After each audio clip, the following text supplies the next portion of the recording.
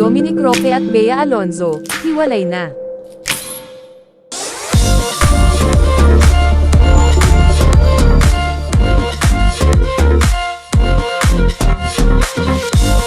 Kamakailan lang ay kumalat ang balitang nag-propose na ang gwapong boyfriend ni Bea Alonzo na si Dominic Roque. Dahil dito ay marami ang natuwa sa love story ng dalawa. Talaga namang inaabangan sila ng mga netizens tungkol sa anunsyo ng kanilang kasal.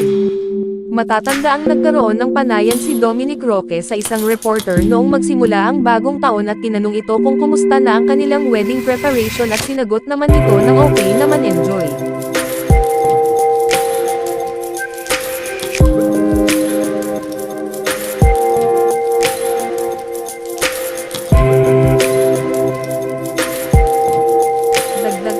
Na ako ngayong January talaga kailangang ay latag lahat, kailangan asikasuhin lahat with families, friends and mga guests, bisita, ninong at ninang. I-aanunsyo naman daw nila dahil mostly meron na naman. Ayon sa sinabi ni Dominic ay January talaga ay kailangan na matapos lahat ng kanilang preparasyon, ngunit natapos na ang nasabing buwan pero wala pa rin inaanunsyo.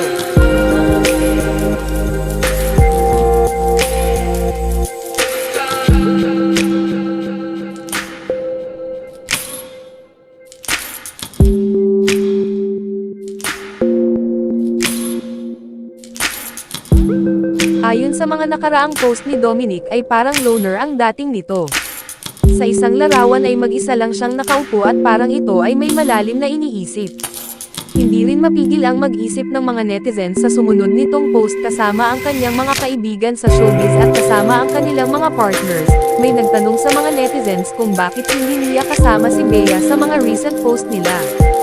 Sa post naman ni Bea ay makikitang kasama niya ang kanyang mga kaibigan habang ito ay nakaupo at talaga namang mapapansing hindi nito suot ang kanyang singsing. Kaya naman samat-sari ang espekulasyon ng kanilang mga supporters tungkol sa mga kumakalat na larawan ng dalawa. Kaya naman lumantad na ang buong katotohanan kani-kanina lang na kinumpirma ng isang sikat na host na hiwalay na sina Bea at Dominic. Sinabi pa nito na kilala niya ang dalawa simula pa noong bata pa sila. Sinubukan din nilang mag-usap muli ngunit hindi nila alam kung maayos pa ang kanilang hindi pagkakaintindihan. Hiwalay na. As we talk today, yes, hiwalay po si Dominic at saka si Bea.